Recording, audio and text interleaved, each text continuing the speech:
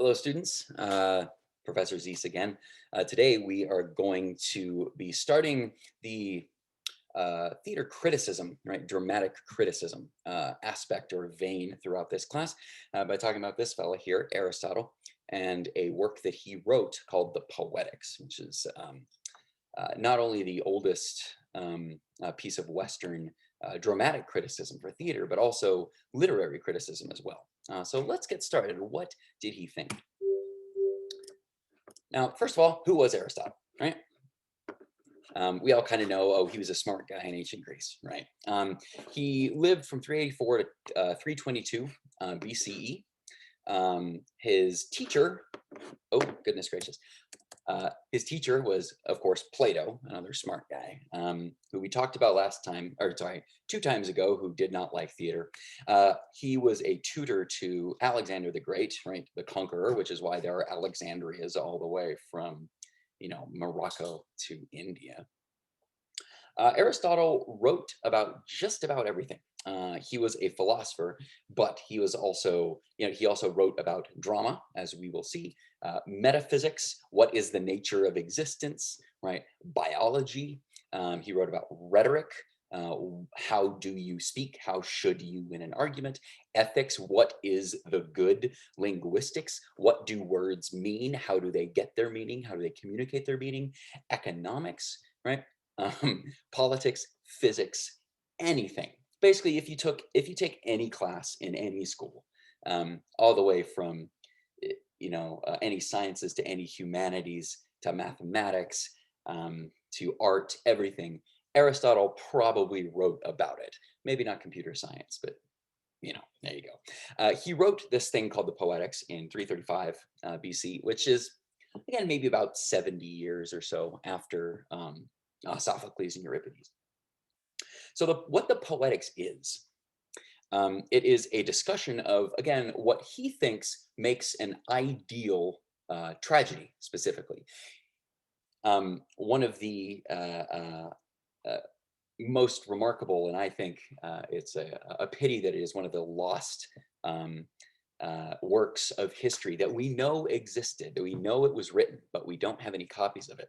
Aristotle wrote about tragedies, but he also wrote a separate thing about comedies, what he thought was made the best kinds of comedies, how a comedy should be structured. Unfortunately, we don't have um, that information about his writings on comedy. We just have on tragedy. We can extrapolate a little bit, and we can thank the Arabs of when Europe was in the Dark Ages for actually preserving Aristotle and philosophers like Averroes and Avicenna for keeping this kind of strain of thought alive in the Arab world when Europe was in the Dark Ages. Because it was brought back to Europe. And wrote the Poetics again in 335. Now, when we talked about Plato, right? One of the things that you could say about Plato is he did not like theater and drama because he thought that it was in many ways opposed to reason, right? And that it worked on the passions, right? And people in large groups inflame the passions of the youth, these sorts of things. And therefore, because it was in a sense against reason, therefore it was kind of invalid, right? Or certainly not the best way to go about things or a way to actually learn and become a better person, right? Because it was irrational in some kind of fundamental way. Now, this is my opinion, and I think it has some founding in what we're looking at here. Is Aristotle wrote a big book, a large treatise on actually drama and tragedy specifically can be done in a reasonable way. You can take step 1, step 2, step 3, step 4, and this is how you can construct a tragedy. And a tragedy does not just inflame passions willy-nilly. It actually does it in a step-by-step, almost scientific way, right? Something that can be learned, something that can be perfected, something that can be explained, right? And so I can envision him having Plato in the back of his head saying theater is irrational, therefore it is bad. And Aristotle thinking, well, actually, you can rationalize this very emotional experience, right? You can rationalize how to make good theater, and you can use your reason and intelligence and way to structure it to actually make society better and improve people. So Aristotle, I'm going to use the framework here of how he talks about tragedy. Now, keep in mind, when I'm talking about Aristotle and the Poetics, again, I do want to emphasize that he is talking about all of these primarily within the realm of tragedy, right? As opposed to comedy, certainly as opposed to a satyr play. But he's focused on tragedy, right? He says that there are 6 elements of a tragedy. And in order of importance, he absolutely has order of importance, what he called mythos, then ethos, then the anoia, and then lexis, melos, and opsis, or what we translated as plot, character, thought, diction, music, and spectacle, right? Plot being the most important, spectacle being the least. Now, when I look at plot, is again the arrangement of the events, right? What happens in the play, in the tragedy. He wrote, "It is not the function of the poet to relate what has happened, but what may happen, what is possible, according to the law of probability or necessity." Now, he is saying that a play does not have to be about history, right? Drama is not documentary, right? And so the idea is not to tell people what happened, but to share something about human nature, right? It is to share something about the way things work by talking about speculating on what may happen. And when he talks about the law of probability or necessity, ah, and I think that is a very important thing about Aristotle. He thinks that incidents need to have kind of a causal relationship to the other, right? Um, a plot is not really one plot if one thing does not cause another, right? If there are just random things that come in, or if something doesn't make sense and is not actually caused by the thing that comes before. He also says, or necessity. So he says poetry, therefore, and he calls kind of drama in that way, is a more philosophical and a higher thing than history. For poetry, drama, tends to express the universal and history, the particular, right? If we learn about history, history is very specific. Everything that has ever happened has happened in a specific time and a specific place, right? And so in a way, if you try to learn lessons from history, they're all going to be a little bit abstracted because they're always going to be within the context of when and where, right, these historical things happened. But if you talk about something that's speculative, it is not tied down, right? It is not tied down to any particular time and a particular place. Therefore, it becomes more universal if it actually never happened. He says, we must not, therefore, at all costs, keep to the received legends, which are usual subjects of tragedy. Indeed, it would be absurd to attempt it, for even subjects that are known only to a few, and yet give pleasure to all. This is an interesting argument.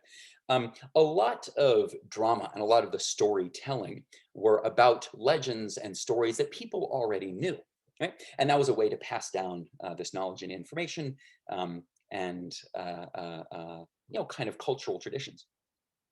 But he's saying that we should not think that telling stories that have been told before is the way that we should do it, or that that is somehow better.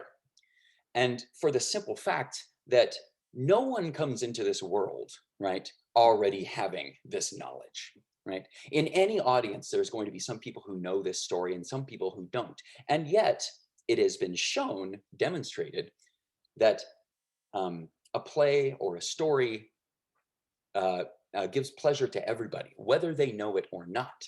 And if it does that, then there is no value inherent to doing something, a story that has already been told, as opposed to something new, because everything is new to somebody, right? He also says tragedy is an imitation, and he calls it mimesis, right? He calls tragedy, comedy, and satyr plays somehow an imitation. Again, not of people, but of an action. Tragedy is an imitation not only of a complete action, but of events inspiring fear or pity. Such an effect is best produced when the events come on us by surprise, and the effect is heightened when at the same time they follow as cause and effect. The tragic wonder will then be greater than if they happened of themselves or by accident, or even coincidences are the most striking when they have an air of design, right? And so there's this tension, right?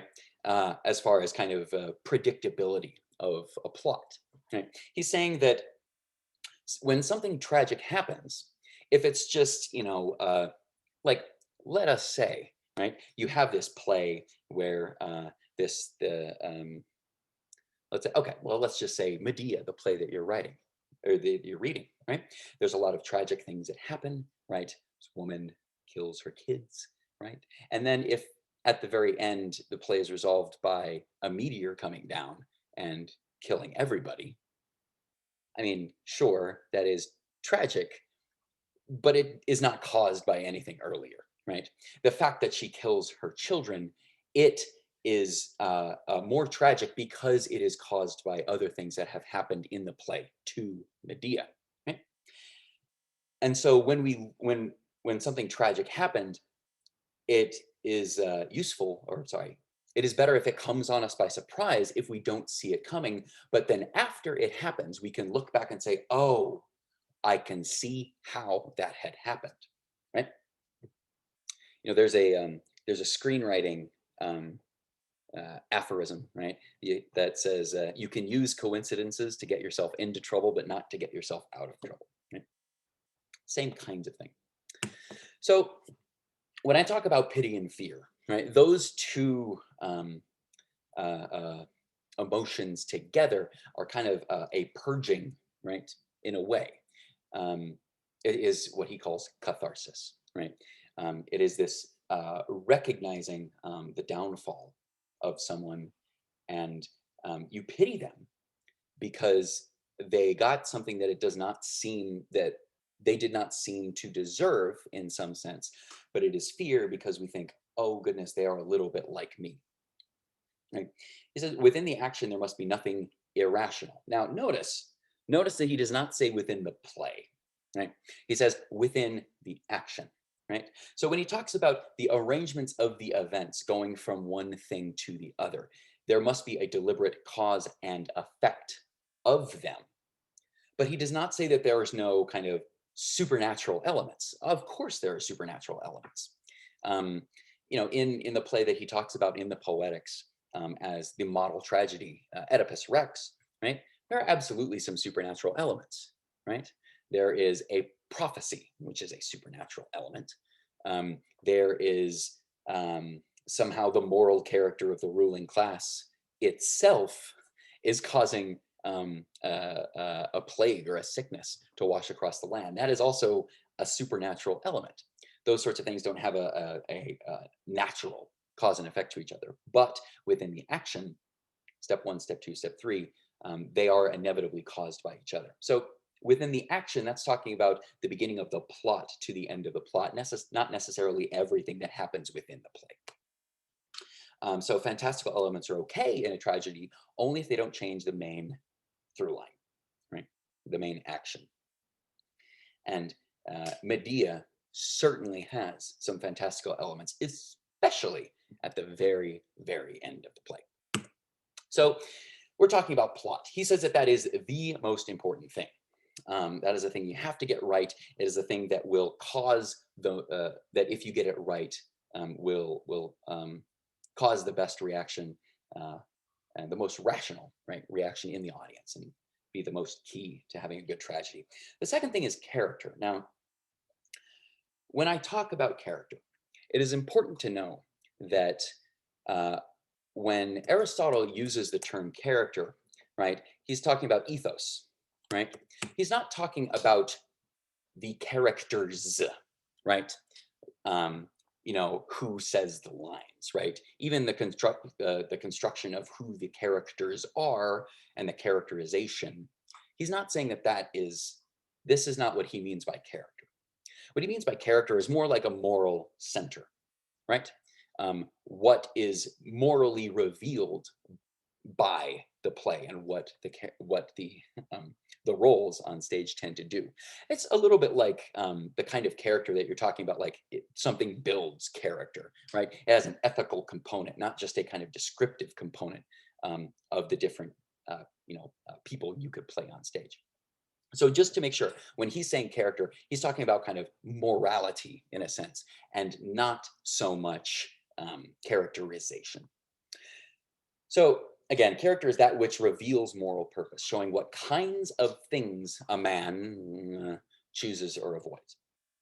And so if the aim is pity and fear, what kinds of characters should go through that reversal that we talked about last time, right? Where there is moving forward in this plot, trying to drive towards something, and then something happens, hopefully a recognition at the same time as this reversal, and then that reversal causes this main character to go down and spiral down, and in that there's a tragedy of them. So should it be a purely good, completely good person's downfall? No, it shouldn't be. It doesn't arouse pity and fear. It's only shock. It's bad, right? We don't want to see someone who is purely good, something bad happen to them, but it's not tragic per se, because we don't identify with a purely good person, because we all know that we're not purely good. And so the identification with the person on stage that goes through that downfall is incomplete, right? And so we don't feel that kind of tragic catharsis as seeing parts of ourselves and parts of our own humanity on stage. What about a bad person, right? If we don't pity a person, and because we aren't like them, there's no fear either. Because not only do we not think of ourselves as purely pristine, angelic, good people, we also, most of us, don't think of us as bad people either. And so if you see a bad character on stage, an evil mustache twirling person, and they have a downfall, like, okay, but we're not like them either. And so there's no pity either. We don't think, oh, poor villain, why did something bad happen to this bad person? No, there's no pity there. It kind of feels like, well, I mean, it stinks for him, but gets what he deserves. What about a bad person going from misfortune to fortune? I mean, sure, it possesses no single tragic quality, Aristotle says. It neither satisfies the moral sense nor calls forth pity or fear. Like, we might be kind of shocked or disgusted or annoyed or angry, perhaps. It's not really a cathartic moment because we don't identify with that person. And yeah, there's no pity or fear. There's no catharsis there. So the subject of a tragedy, right, ought to be a man. And there's the sexism going in here too, right? Because obviously it should be a man. Right? But the subject of a tragedy should be, Aristotle says, a man who is not eminently good and just, who is not eminently good and just, yet whose misfortune is brought about not by device or depravity, but by some error or frailty. He must be one who is highly renowned and prosperous. Right? So a person who is the ideal for Aristotle's subject of tragedy needs to be, um, in some sense, noble, either literally of the nobility or aristocracy, but noble of character, right? But not perfect, right? Possesses some sort of frailty, not vice, but frailty. There is something within who they are that is incomplete, or there is a lack of knowledge, or there is some excess, right? Some drive to do something good that goes past, Aristotle's golden mean of morality and goes into an excess of a good thing and becomes a flaw. And so if we are to experience pity and fear, these characters must have four characteristics. They must be good, generally, not perfect. But the character will be good if the purpose is good. They should want to have good things. They should want to do good, right? And largely they should do good things. Propriety, right? And he says, now, keeping in mind, right, that there is a lot of gender essentialism going on here as well. Like there are certain qualities that are inherently masculine and certain qualities that are inherently feminine, according to this line of thought. Today, it seems at worst misogynistic, at best anachronistic, but this is just what Aristotle says. He says, but propriety, he gives an example. There's a type of manly valor, but valor in a woman or unscrupulous cleverness is inappropriate, right? Characters should act or have the traits of what society deems as desirable in them. They need to be proper. Right? Trueness to life, right? We have to be able to see something of ourselves in them. We're real people in the audience. And so they have to seem like there are elements of reality to them, right? We're not having cartoon characters on there. Consistency, right? In order to derive some sort of moral lesson and catharsis and identification, we have to see that the subject of a tragedy, this, modern character, um, needs to be someone who is recognizable as consistent, right? So if you have someone who is, let's say, right, if someone who is completely generous and generous and generous, and you think that they are generous throughout this whole thing, they're going through, this tragic arc, but then their downfall is caused by just in a moment they become greedy. Like, no, that doesn't really make sense because you don't see them as consistent. And additionally, like with plot, characters should be constructed to be either probable or necessary, right? They have to be people that we would be able to see and identify ourselves with, um, normal people in a way. Even though they are kind of heightened and noble in a way, we still have to recognize them as real. And again, character, we have plot and then you have character. Character is that which reveals moral purpose, showing what kinds of things a man chooses or avoids, right? So when he's talking about character, he's talking about the actions of the roles in the play, and also the morality of the play itself. What values does the play hold dear? And he says that character includes the actions and morals, but not speech.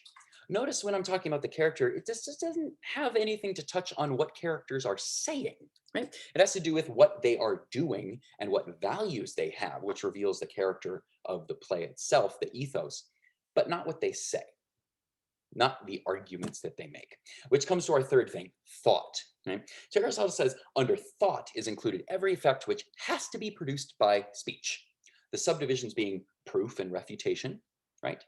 The excitation of the feelings, such as pity, fear, anger, and the like, the suggestion of importance or opposite, is what the characters are saying, right? You could almost think of this as the theme or the subject matter of the play, right? In Medea, for example, a lot of the thought, right, in the very first scene, Medea has this long speech about the role of women in society and how a lot of things suck about being a woman in ancient Greece, right? Essentially. And that is a part of kind of the politics and the theme and the argument that the play could be making, right? And because that's part of her speech, that is under the umbrella of thought. What Aristotle says the third most important thing about tragedy are. He says thought and character are the two natural causes from which actions spring. What you think is important and what values you hold, right? Those two elements cause a character to do stuff. Now, Aristotle, as far as an ethicist, right, a moral philosopher, his ethics were practical, right? Intentions are less important than doing the right thing, right? Virtue was more about doing virtuous things rather than thinking virtuous thoughts. Virtue was, in his consideration, a disposition, right? The kind of person is virtuous if they are the kind of person to do good things, right? And again, thought would be kind of the argument a play makes or the intellectual underpinnings. Right? Character is that which reveals moral purpose, showing what kind of things a man chooses or avoids. Speeches, therefore, which do not make this manifest, right? Make manifest the kinds of things he chooses or avoids. Or in which the speaker does not choose or avoid anything, whatever, are not expressive of character, ethos. Thought, on the other hand, is found where something is proved to be or not to be, or a general maxim is enunciated. As if to say, this is the kind of thing that is true about the world, right? About kind of the political or cultural thought landscape. Um, you could think of much of what the chorus says in a lot of these tragedies are part of the thought element, right? Because they generally don't take action, right? The chorus is generally, in most of these, either kind of a sounding board for the characters to talk to, right? They might be representations of the society at large, right? They might be kind of the conscience of the society or the conscience of the person telling them what they should do or shouldn't, or if they're going down a wrong path. So to break these two things up even further, right? Whereas character is moral, thought is intellectual. Whereas character is known through actions, thought is known through speeches. Character, the character of a play, the ethos affects plot directly. The thought of characters do not affect the plot directly, right? Character reveals virtue and thought is shown through rhetoric, perhaps could be called the argument. So nowadays, when we talk about dramatic criticism, right, much of what Aristotle conceptualized under the umbrella of thought is either folded into modern conceptions of character, right? What kind of people these people on stage are, right, is more of a modern conception of character, or instead on the dramatic criticism notion of theme, right? So then you have those three, then you get down to diction, right? Now, diction is how a character says what they say. Okay, and Aristotle thought that that was very important too. Not as important, again, as plot, character, and thought, but up there. So he says the perfection of style is to be clear without being mean, and mean for him referring to a lack of dignity or honor. Right? He would say that in order to give the best diction to a play or to a tragedy, you take regular speech, right, how people normally talk, but you also heighten it, right, with rare or unusual words and metaphors, right? Make it a little bit lofty, a little bit aspirational, a little bit more poetic, right? Because in the same way he wants his characters, right, the subjects, I say character, I need to be careful. He wants the subjects of his tragedy also, like their speech, to be a little bit larger in life, a little bit elevated, still grounded, but a little bit higher than us, someone that we as an audience can look up to. And so how they say what they say should also be recognizably realistic, but also something we could look up to. You know, so, but not too much, right? You don't want to pepper in too many metaphors because then things become a riddle. So like I could call someone a wolf in sheep's clothing. Someone else could be an angel sent from heaven.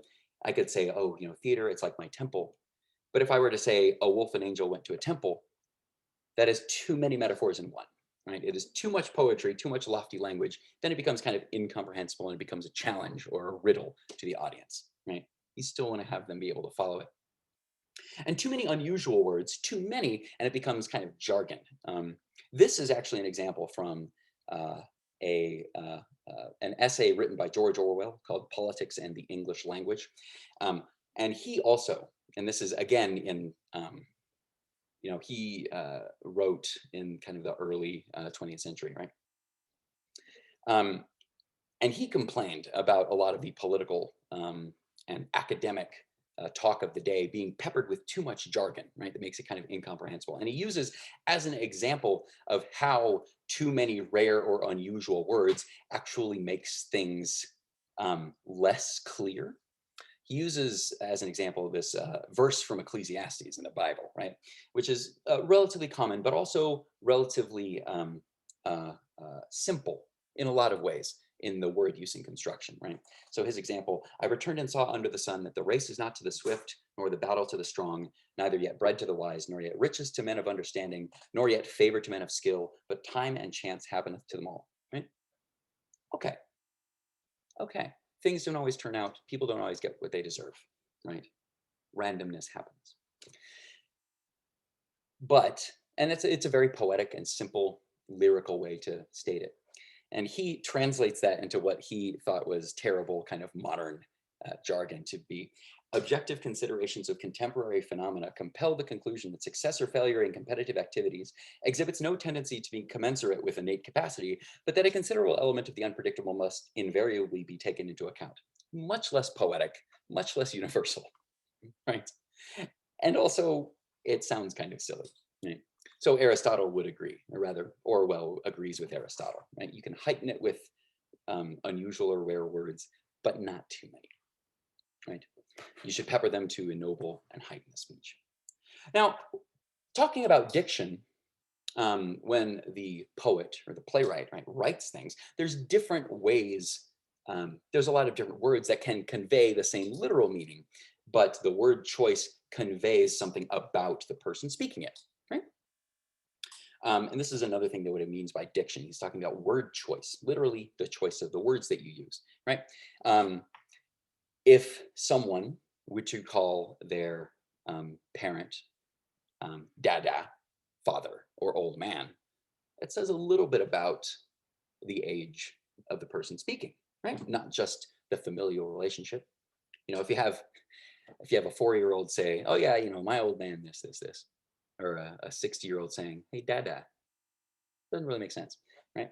Yeah, it can reveal education, right? You can say water, dihydrogen monoxide, right? That could also reveal some kind of pretentiousness as well. The time period in which someone speaks, you could say forthwith, which means soon, right? It can reveal kind of where someone is from, right? Tennis shoes in one part of the United States are known as sneakers, or gym shoes, even another. Across the pond in England, they're known as trainers, right?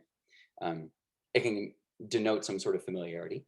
I call my wife Sweetie sometimes, um, but I would not call her Mrs. Zeese. That would be very strange.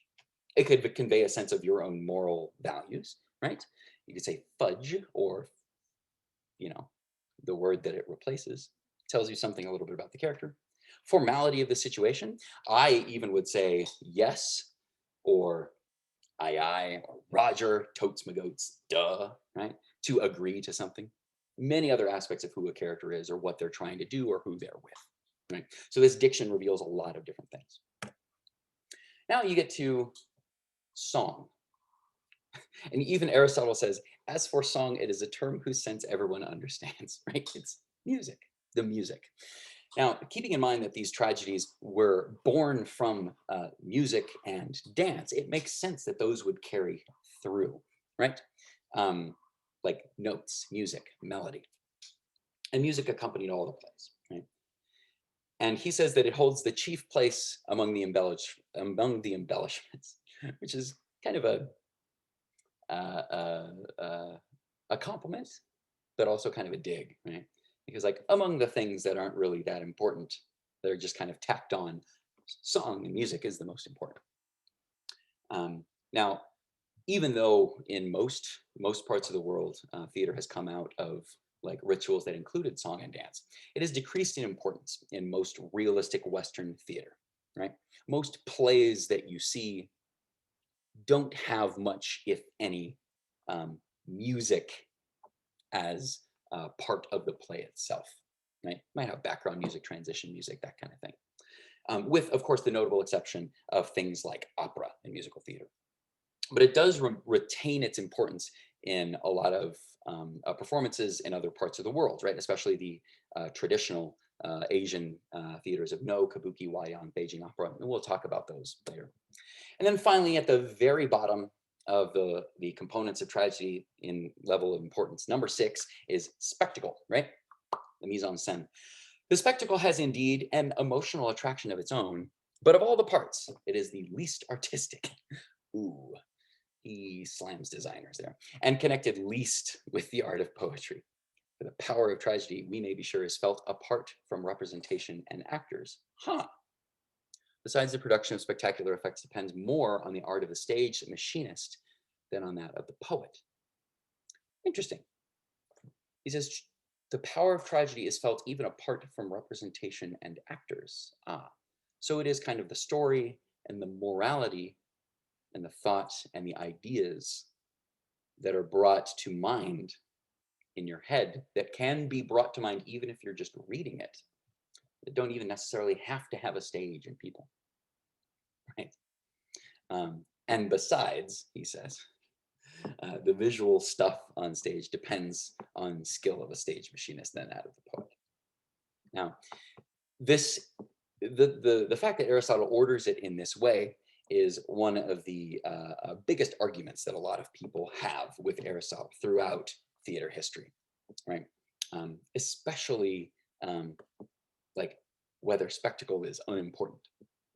Now, he says fear and pity may be aroused by spectacular means, but they may also result from the inner structure of the piece, which is the better way and indicates a superior poet. Well, Aristotle's use of words like better and superior, he's not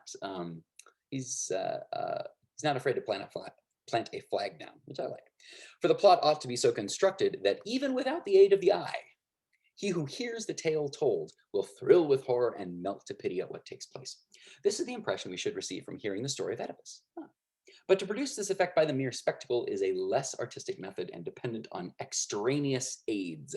Those who employ spectacular means to create a sense not of the terrible, but only of the monstrous, are strangers to the purpose of tragedy. Ah, so he's saying that something bad happening to someone should be terrifying and not just scary, right? It should arouse some sort of fear in ourselves and not just shock in the moment. And spectacle is the least important component of tragedy. And that is the end. I have someone else here. I think they're waiting for a next class.